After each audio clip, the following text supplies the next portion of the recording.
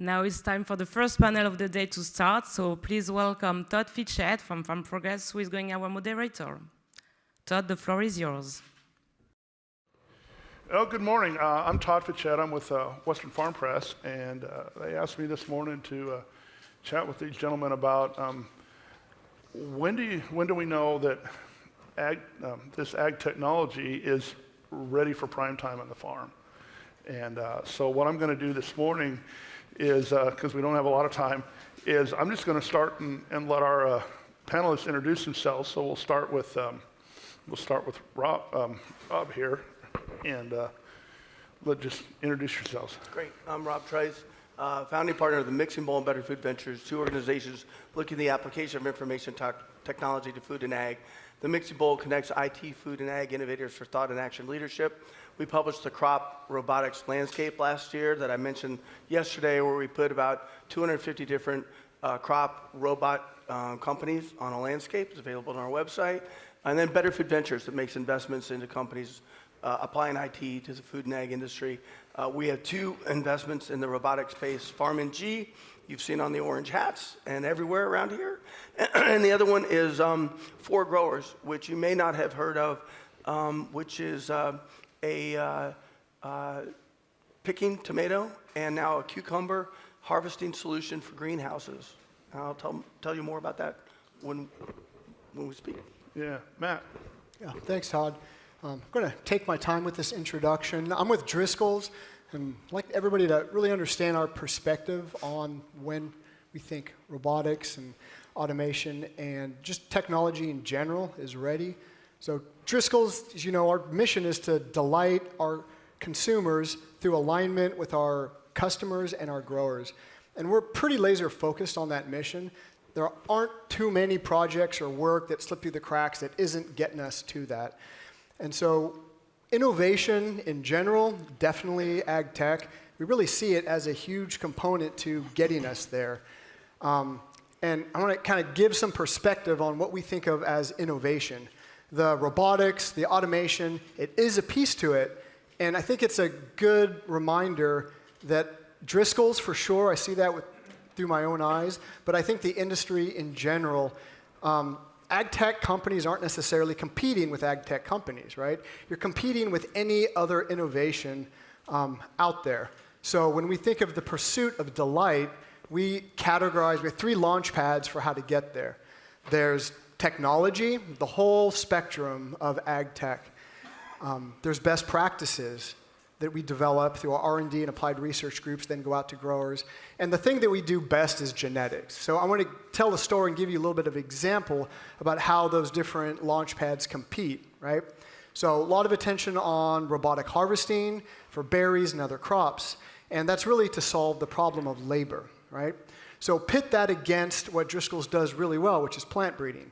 We know how to breed, and one of the traits that we look after, and a measurement of whether a variety is commercialized, is harvest efficiency, right? And so we have a raspberry, for example, in Mexico that's doing really well for the business, and it has excellent harvest efficiency, to the extent that we have harvest crews that know that variety by name, want to pick that, and want to work for the growers that farm that variety, right? And so when we think of all the innovations that we can throw at the pursuit of delight and doing business better, ag tech plays a big piece of it, but also everything else, right? The genetics or the best practices. So the ag tech piece of it, that's the context. And the way we stood up our ag tech program is really following a process of setting priorities, scouting for solutions, selecting those, trialing them, and what's fun, but also very hard, is deploying them. And so there's a gate between trialing and deploying where we want to know the technology works, does it do what the company says it does, and we want firsthand experience with learning with that technology. It has to have good grower economics. We look at the numbers, and a technology can work perfectly, work really well, even better than the current state, but if it doesn't have good grower economics, we probably won't pursue it. We have to have that company motivated and really excited about working with us and getting to our growers, right? That's a big piece of it. That company is going to do a lot of the footwork. And then that final piece of it is the business readiness, right? That company needs to be in a position to deploy in the region where we think we're going to have the biggest impact, have the services or supply necessary to fill the growers, and the proper support, that whole package of business readiness. So it's a lot of fun work, and it's great to be here. Thanks, Matt. Andrew, so tell us who you are and a little bit about Diorigo Brothers. Well, that's a hard intro to follow up on. My name is Andy Holtz. That's all I have to say. But so I run the what we call the mechanized development group at Diorigo Brothers. We are a very vertically integrated vegetable grower here in the Salinas Valley. So a lot of the various lettuce crops, broccoli, cauliflower, so cole as well. And when I say fresh cut, I mean the whole head. So that's pertinent when we start trying to automate, because it's a different set of challenges from the folks that are doing processed product. And we work with them, and we have a lot of conversations with them, but we all work within different constraints. I call our group a harvest automation group, but the name is, it has mechanized, and it's probably important to note that that's kind of a spectrum that we operate within. Mechanized being very mechanical, maybe very dumb and simple, and then there's fully automated and throwing all the technology and money at it, and finding that right mix, or finding the appropriate amount of automation in there is kind of our target, our goal, and sometimes a struggle. So that's, we really focus on some of our bigger crops. For instance, romaine hearts. We look at broccoli, and then we have some kind of signature crop of our own that we've spent a lot of time with a pretty strong mechanized solution, for instance. So that's probably a kind of a good intro. So. Well, thank you. And so, Andrew, kind of the first question I have out of the box for the grower representatives here is are you using robots, mechanized machines now? If not, kind of explain that thought process. But if you're using them now, what problems did you want to solve? And so we'll start with you. That's a really good question, and I could go on for an hour and a half about that, so I'll try to keep it short. But you said robotics and you said mechanized. Yeah. And that's that spectrum I'm talking about. So to answer your first question, yes, we've invested heavily and gone through a very, very rigorous development process with robotic harvest. If you haven't seen the videos on our website, there are lots of bootleg ones around that are reposted, but it's of a romaine hearts harvester, and going through what I'd call a very heavy integration effort. So, the robots are from one vendor, the controls another. A lot of the perception was developed in-house and working with partners. And, I could go down a list of 5 or 10 different people that we served as an integrator for that. But they were missing pieces, and then we, developing the, for instance, end effectors and so on. Who else grows or who else builds an end effector for romaine hearts? No one. So that's kind of the gap that we had to fill in, and we've worked with, and I have some really talented people and people internally, externally, that we've worked with and moving that forward. But there's when you say readiness, that's a really loaded word, I guess. When you say, what problems we had. In a lot of cases, you set out to solve one problem and you realize, oh, that was the easy part, And I always say, cutting the crop is easy. It's everything you do after that makes it difficult. So when you're developing a product like ours, whole heads, whole pieces, food that looks like, the food that was grown in the field, that's a tall order to ask when you start trying to do that with a machine. A lot of our robots start out looking like a human hand. Well, that might not be the best thing, So when you're trying to develop something, you kind of go through an iterative process, and you realize, oh man, cutting's easy. We can do that, and I tell that to a lot of people. When people discount all the post-harvest steps, that's when I don't trust them. So what about Driscoll's? Is Driscoll's? How long has Driscoll's been using?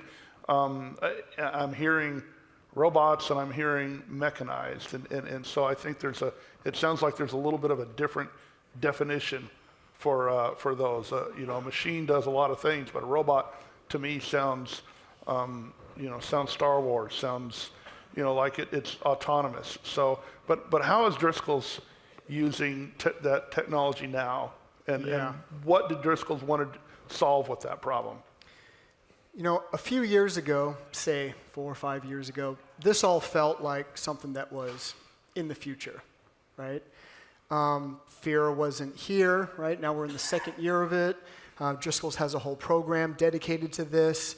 And a lot of people doing work that is just part of their job, bringing in robotics and automation into the company and extending it to our growers and also our nurseries. And so it is here. We see it. We've got a number of examples, either trialing technologies. We see growers using it, working independently with these technology companies. You know, some of these companies are here today, right? Driscoll's has a global footprint, so we work with a lot of companies everywhere. But you know, TRICE Robotics, Farm NG, Burrow. You know, these are all companies that are here today that have been on a Driscoll's growers farm. We've been talking to them. We've been experimenting with their technologies. So today it feels a lot more real. A lot of people doing this work, myself included, I can see the different steps that the companies, that our growers, that we need to take to make it, I don't want to say business as usual, but to make it tangible and real, something that the growers are depending on season by season. So is it something then that Driscoll's is doing some work, but your growers are also doing some work, and there's collaboration between the three, you and your growers and Yeah, and I the mean, companies? first I'll say Driscoll's is a large organization, Yeah. right? So there isn't a single person at Driscoll's that has a perfectly clear focus on everything that's going on, right? We work with 900 growers who are independent across the world.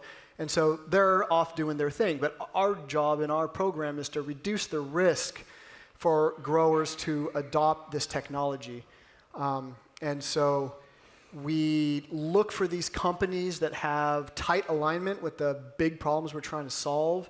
We'll engage in these validation trials. Does it work? You know, we'll do that economic analysis I mentioned. And then we go recruit these growers. Do you want to try this technology if it checks all those boxes? We want to make it easy on the growers to make that decision, right? This whole ag tech landscape could be very complicated. It could be very confusing. Everybody here loves their tech landscape slide deck, but man, you look at those things and you just want to look away because the grower is trying to figure out how to do this job better, and they want fewer choices. And so that's what I'm trying to do, right? We will look at those tech landscape slides, do the swiping, the deleting, the sorting, and find those that we think they have the best bet at working out, and then match make those companies with the growers. And then we'll really work with those growers that have the motivation. I don't want to work with a grower who says, yeah, sure, bring it out to my field and let me know how it works, right? We want them equally engaged, some skin in the game, and those growers do exist no matter where you go.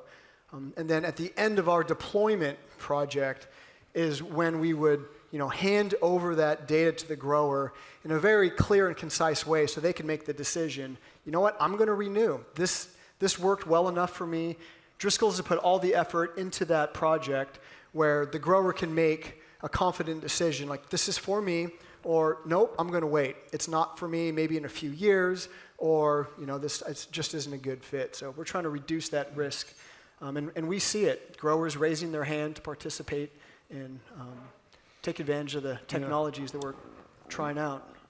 Rob, we just heard about that idea of matchmaking, and so how do you do that? Do you work with, kind of the between the company and the farmer to bring a bit of technology, or what's your thought process with, when you're going to invest capital in We try to figure out how close is that to actually becoming a reality, right? So what's it going to actually take to get that robot and actually go solve a problem for a grower, right? And how much money is it going to take, and how big is the market? We ask those standard investment questions, right? But I want to get back to something that Andy was talking about, which is I think we lose sight of sometimes, which is this is a continuum, right? There's a bunch of different solutions out there, whether it is labor or mechanical or automated, right? And he's looking to solve problems, and he's trying to find what that right solution is.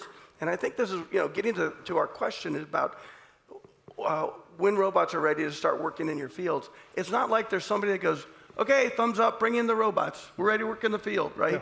This is an iterative matchmaking process. It's kind of like dating, right? It's not like you just go straight and on that first marriage you propose. There's an iterative process of feeling each other out. There's a comfort level on the grower side, a comfort level on the supplier side, right? And I think that's where we need to really understand the resources and requirements of the grower, right? Yeah. So if you were doing a single harvest corn, annual corn crop, you can't screw around. Like, you got to get that right. Matt, you got a little bit more of a, since you're in R&D, right? You can play around a little bit more. You got a little bit more leniency. Both of you are large organizations. You got some deeper pockets than most organizations. The smaller organizations, they're looking at how much capital they can actually look towards solutions, right? And whether they're robotic or not. And I'll just say, like, on that continuum, looking at that price parity is really important. And so, for instance, I mentioned 4Growers, and it's funny you mentioned the end effector, because 4Growers is actually using a vacuum, right? Everyone else has got a grabber. And Brandon, who's in the audience here, was saying that when they first started off, they made a ton of salsa, just like screwing up getting these tomatoes. They've finally gotten to the point now where they're picking tomatoes, at a sub-second level, right, per item. For fresh market? For fresh, yeah. Fresh market, okay. And this has been the holy grail of, like, reaching that performance parity of a human or better, right? The industry is almost jaded because they've been waiting a decade or so for a solution that can actually make this happen. And so finally 4Growers has made it happen, and now they're getting customers in North America and the Netherlands, for instance. So again, I just want to iterate, this is a continuum, and everybody's got a situational context when the right time is to adopt a robot, right, or a set of robots. So on that, how do you vet the technology that you're going to invest in, and then do you actively go out and promote that technology to a company, or does somebody else do that? Yes, so we will do that once we're in a deal. Yeah. So I may talk to these guys and say, hey, what have you heard about this one or that one, right? And see if I can get a thumbs up or a thumbs down. If we're in the deal, then I become an extension of a sales arm, right? So actually, Matthew and I sat down, talked about one of our portfolio companies, 18 months ago or so. So yeah, we want to become part of that solution and open some doors for our portfolio companies. If you look at venture capital, there's kind of 3 steps to it. You find, you grind, and you mine. So you find a cool company, you grind it out, make sure that you're investing in good terms, and then you need to mine that portfolio company and make sure that you can, like, open doors and help to be a partner and see the financial success of that investment. Andrew, I want to go back to you. You mentioned the romaine hearts and harvesting the romaine hearts. How long have you been doing that with a machine? I'd probably say we're about 7 or 8 years deep into that process. And it started out very simple, focus on one part of the job and then move on and get more complex, take on more robots, more steps, more of the post-harvest processes. Was that something that somebody came to Diorigo and said, hey, we have this gadget, or was this something that you guys thought of in-house and kind of dreamed it up and built it up, or did you partner with somebody on that? I'd say the drive came from internally. We recognized the need to start really looking at what can we do to, and we, initially people think of it, replace labor, get rid of people. And in our case, it's, let's conserve everybody that we have. There's plenty of work and plenty of jobs for people, and let's put those folks in the most important jobs, and then the things that are either, more dangerous or, higher risk factors, ergonomics, whatever it might be, let's replace that. Let's focus on those and eliminate those types of things. And, one of the steps that we started with was, let's just get everyone off the ground, put people on a platform, upright, ergonomic posture. You could probably work more hours of the day even if you had to, if you felt good, right? So, Yeah. So I guess going back, the drive came from internal, and Okay. and we did partner with different people. A lot of the early work was finding the right building blocks and pieces. And you walk around the show here and you see some of those. And whether it be a perception system or a GPS unit or whatever that might be, but I think that's kind of how it has to start. But we wanted it. We knew that there's nobody out. You mentioned grain harvesting and corn and once a year. I mean, John Deere considers their combines a robot. So that's if there was something that was on the market that we could just purchase, we'd be doing that, and my job would be a lot simpler, or maybe it wouldn't exist. I don't know, but we're in the specialty crop business, and there's no one paint color company that builds everything we need. So we knew that had to be developed for ourselves in-house, and then from there we've just kind of scaled, and we have moved from one crop to another, but yeah, it's a kind of a long process and ongoing. So. Yeah. Yes, sir. I have something to add on that topic. Sure. Berry crops, like a lot of specialty crops, the problems are right there. Everybody knows it. A lot of them are labor-related, pest and disease management, et cetera. But the problems are really hard to solve, right? Berries in particular, given how fragile the fruit is. And it is an extremely high-value crop, but by acreage, it's smaller than a lot of other crops, right? So you've got difficult problems to solve, and you've got, less acreage than maybe, row crops or even some other specialty crops. And so I find in my role running a pest and disease management technology program that while there are many companies out there that can hang their hat on pest and disease management innovation, there are a heck of a lot fewer that are relevant to our crops. And so, the low-hanging fruit, right? It's not that hard to find those low-hanging fruit after a year in this role. And so then you start to ask the question, well, I know a lot of those robotics companies, a lot of the other technology companies, they have the puzzle pieces to solve our problems, so why aren't they doing it? There could be any number of reasons. And so that's like the next frontier for our work, is trying to figure out a way of leveraging investor partners, leveraging technology companies, leveraging accelerators to bring this group together in the right mix. And then Driscoll's has the ability to pull back the curtain on what those problems are for our crops, and more importantly, what that market opportunity is. The more I spend time in this ag tech space and chit-chat with investors, I am surprised at how not poor of an understanding of the specific crops and the problems, but how much risk you're willing to take without a level of certainty of what the problems actually are, and are they solvable by that technology, right? And I know, investors are looking at it from a volume perspective sometimes, but that's something that Driscoll's is curious on how do we do, where I think we are sitting on an incredible amount of market insight for companies, investors, who want to make our problems their problems. Can I jump in? Sure. You mind? Yeah. Okay, I could see that. I see this space as a war for talent and attention. So when we're looking at robotics, we got a lot of deeper pocketed folks up the road looking at transportation and so forth. And agriculture has gotten good attention, but to your point, like we're a smaller market than the transportation market, for instance, right? And this kind of gets to the panel I moderated yesterday, but what are your views on pre-competitive collaboration to go, like the Western Growers automated harvest modular approach? Are you guys in favor of that, or is this something that you'd want to keep to yourselves as a differentiator? I'm calling you out a little bit. I apologize, but. No, that's all right. That's all right.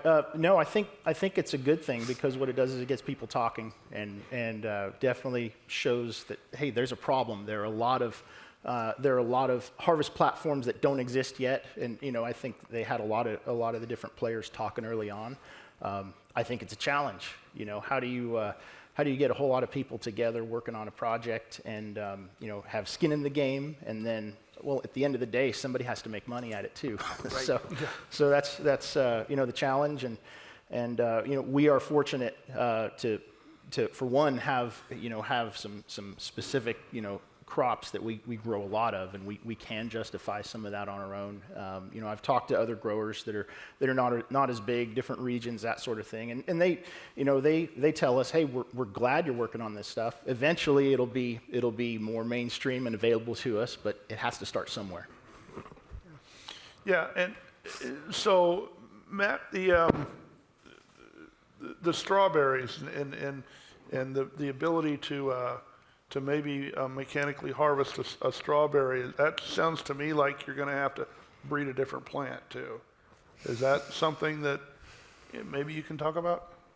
Yeah, I'll dabble in that one. That's fine. And I don't know if I'm going to, share anything that this group is mind-blowing, but at Driscoll's, we like using the concept of G by E by M, genetics by environment by management. And so you always got to think about how you manage the crop, the right variety for the right environment. And environment could be climate, it could also be geography with day length. And so, yeah, the short answer is it's always a constellation of G by E by M, and varieties and technologies are definitely a fit. I don't think that I haven't heard conversation about Driscoll's around outside of, maybe controlled environments, trying to match varieties with technology to make the technology work. We want it to go the other way, right? We want the technology to adapt to our problems first. I'll give you an example. We're working with a artificial pollination company out of Israel for blueberries, right? It's called Blumex. It's really exciting stuff. Going to be in Mexico next week, introducing them to some of our growers. And we have a variety that is very strategically important, one of the sweetest varieties in our blueberry portfolio, but it has a tendency to be a bit small. So can this technology increase that berry size through larger pollination? That's one of the data points that we collect when we do these trials. Like I said, we're laser focused on that mission. First and foremost, we need to try to solve our problems, and I want to leave it up to those companies to offer solutions to bring that, to solve those. It's a gray area. Sometimes we want to put effort into helping that company solve their problems so they can solve all problems, but I kind of want to put the pressure on the ag tech ecosystem to come to us with solutions. Something that you're talking about, crop genetics and so on. One of the things that we found, just dropping a robot into a system and then saying adapt and make it work and harvest according to how we grow things. One thing we're fortunate, we have a really strong growers team. Our production group, they grow the nicest lettuce, and I'll argue with that. Anybody in the crowd wants to talk afterwards, but they do a really good job. We go and we get together, and I kind of poke and I probe and I say, can we change this little thing here? Whether it's with a variety, or whether it's with something about how they grow, placement of the drip line, and if it's if they're this precise, I might be asking them to choke down on something, a shape, that sort of thing. But I think we have to expect to modify that environment a little bit to accommodate whether it's robotics or mechanization, automation of some kind. The controlled environment folks, they spend a lot of money, setting up that tomato greenhouse or whatever, and I would expect that'd be the first place that they should be robotically doing something because everything's perfect. But I also have a bias. I like soil, and growing with sunlight and so on. So I might debate you differently there. But I think you have to expect to modify everything else. You can't just engineer the machine. It's a systems-based approach. And did you had mentioned something a little earlier on tomatoes? Yeah, well, actually, yeah, I think, one of the things just talking about, like, how do you get those machines out there, right? And how do you get them adopted, and, like, what are the different channels, right? Yeah. And, we've had two interesting data points to pass along. So I mentioned 4 growers. They are actually inside of Syngenta Seeds Tomato Vision in the Netherlands. And so Syngenta wants to bring everybody in to go in there and go buy their seeds. And inside of their greenhouse in the Netherlands is a 4 growers automated harvester. That is a fantastic promo for that startup. And then also from Farm NG, I had an opportunity to be a judge for the Farm Robotic Challenge that was run by UCANR, The Vine. We had 200 different college students iterating, innovating on that platform. And it was a great learning experience in terms of like being able to not only add to the value of the platform, but then also to learn how to explain how that platform worked. It was like the classic iterative process. So in both of those regards, now we have 200 students across the country who are familiar with that Farm NG ecosystem. And so I just use both of those examples of like how to get that robot out there and get word of mouth or what have you. Yeah, I find that really fascinating that the college campuses are doing work like that. You've got community colleges doing some incredible work with a machine. Somebody will donate a machine, and then a company will say, well, yeah, this is kind of what we want to do with it. And then between the company and the kids, they're adults, but I call them kids, on the college campus, they figure out a problem, and maybe that's kind of the next frontier for the companies, as some 20-something college student comes to you at Driscoll's or D'Arrigo and says, well, yeah, I saw this happen at Hartnell, or I saw this happen at name the college, and so does that kind of pique your interest and make you excited about the next harvester that you hadn't thought about yet? I'll start with you, Matt, or Andrew, I'm sorry. Absolutely. There's a point, and I'm probably at that age, you start aging out of your skills. You realize, I've guys working for me that are they're a lot faster at certain things. So we need to keep that pipeline going and exciting new people and getting them into the business. One of the nice things with some of these different tools, you were mentioning the one machine that you're setting up with Hartnell. One of the nice things is, setting up building blocks in front of people allows them to maybe focus on the other problem. Yeah. Whether that's the end effector or, some kind of collection system. So getting people excited and, honing in on which talents you need for your team, it's important. What about Driscoll's? I mean, does this excite Driscoll's, the idea of these 20-somethings coming in with ideas and the skill set to do those things? A lot of the companies that we're working with are, the staff or the founders, they're just on the other side of that. They're just like 5 years down the road. And so, if we have a number of companies where 5 years ago, or maybe 10 years ago at the most, those founders were college students or high school students, right? So where are we going to be in 10 years with this next generation having exposure to this? And, related, but just want to tie it to something you were talking about earlier. I've observed 2 factors of companies or founders' mentality that seems pretty predictive of having a really clear line of sight onto what growers' actual problems are. And these are small ag tech companies that have either intentionally or accidentally decided to be located in the region and indoctrinated in the crop that they're working on, right? A really good example, you all heard Adam from TRICE Robotics yesterday. They're focused on strawberries. They're based in Santa Maria, which is a major strawberry growing region. And they're embedded in the community, right? Those are concepts that cooperative extension, the land grant university system have shown us work really, really well if you want to have relationships with growers / customers, really understand problems / market opportunities, and you want to drive change, right? And so you contrast this with companies who have solutions and they're shopping around their solution globally, right?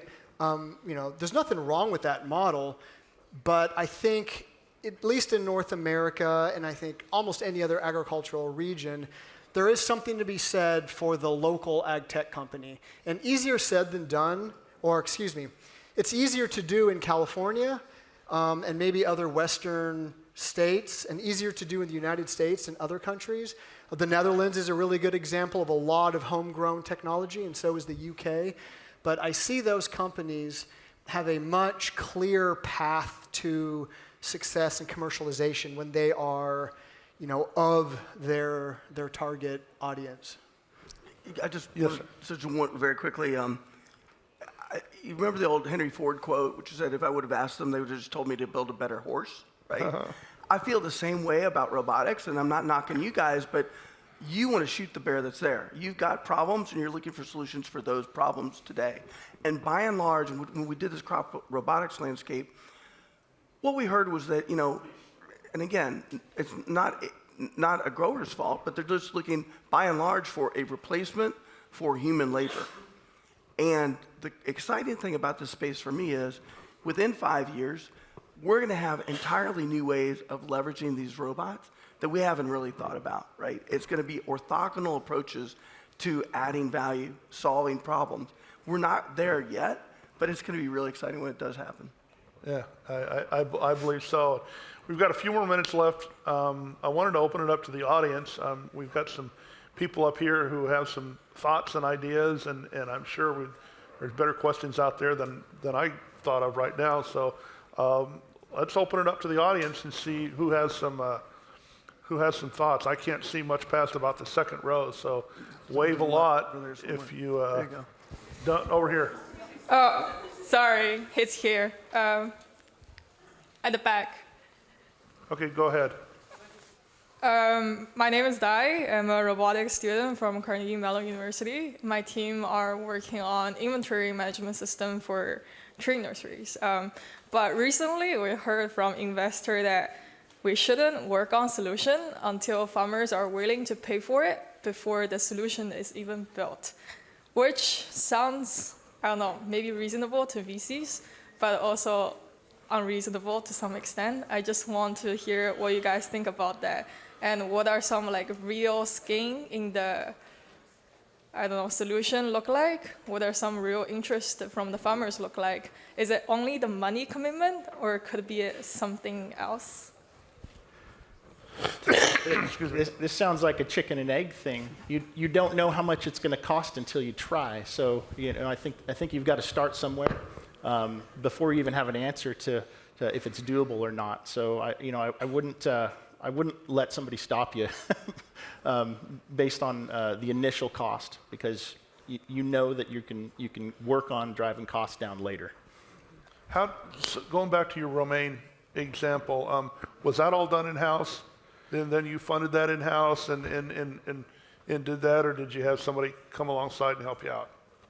It was done in-house, but we also brought in other people to work with us and, work on different parts, different subsystems and so on. Okay. So it was truly a collaborative effort. It wasn't just, one, there's no such thing as, one great man behind. There are a lot of people involved, so. Two thoughts come to mind with that question. One is risk-taking seems part and parcel with this game. And so everybody who succeeds probably has a high degree of comfort with risk. And the other thought is, you got to probably talk to more than the investors on whether or not there's an opportunity there. You probably want to prove it to yourself, right? You want to go ground truth that, right? Miles Ryder of Driscoll's is known to say, when there's a problem, if you're accountable for it, you better hop on an airplane and go look at that problem yourself. If it's a big enough problem, you've got to rely on your trusted team, but you better go see it and touch it and feel it and understand it. And so trade associations are a really good way of tapping into getting access to growers. And so maybe that's a place to start looking for answers to your question. I'll just add, I mean, the report that we wrote on crop robotics, we called it Beyond the Valley of Death. And what we basically, our summary was, there is light at the end of the tunnel. That valley of death is not as wide as it used to be for crop robotics. And a lot of things are happening in there. And if you look at just the cost of starting a startup dropped 100x in the last decade, right? And it's the same thing is coming where we can use off-the-shelf technologies and so forth to cobble together solutions, bring those costs down, to be able to demonstrate to these guys, hey, I've got a solution. It may not be cost optimized, but at least you can see a dotted line to how you would get those costs down. So it's again like the Wayne Gretzky thing about skate to where the puck is going to be. So I totally agree. Don't just listen to the investors, because the investors are going to be looking for, how can you make money for me now or sometime in the near future? That's an interesting nexus. The investor obviously wants to make money on his or her, capital. But how do you educate the investor on agriculture? We heard a little bit about that yesterday on helping folks with a checkbook understand that agriculture it's not a software program. Well, yeah, and I think this is one thing where I love this space. I'm dedicated to the space. But I'll tell you that like investing in this is way different than investing in social media, right? If you're a capital allocator and your job is to make money on the money that people have given to you, you're looking for highest return. So it's not necessary. So you might find strategic money or impact money that's looking to solve problems for their businesses, right? Or for society. But if you're looking to make a good financial case, you got to stand up right against those others, right? And you got to make a good financial case why you should get that investment. And I'll be honest, because of a lot of different reasons, that's harder in agriculture and ag tech. Is it getting easier? Do you see some hope in that? So I don't want to turn this into a VC panel, but no. I mean, I think right now we have a lot of folks, and you all can probably conjure names in your head about companies that promised the world and are falling short and took a lot of money. And you can look at the classic hype curve, and you can think about a lot of spaces in ag tech that are in that trough of dissolution right now. And my bigger concern that I'm happy to talk over adult beverage is that we have an issue right now, which is in Silicon Valley, I worry there's a stench that's going to rise around ag tech and ag tech investing because we've fallen short on an overpromise and underdelivered. Yeah, I think that's a great place to stop. We're running, Well, that's too negative. We can't end on a negative note like that. Well, you talked about adult beverages. Yeah. So you're providing okay, adult beverages. Anyway, what I wanted to do real quick is just kind of give. First of all, let's thank our panel for.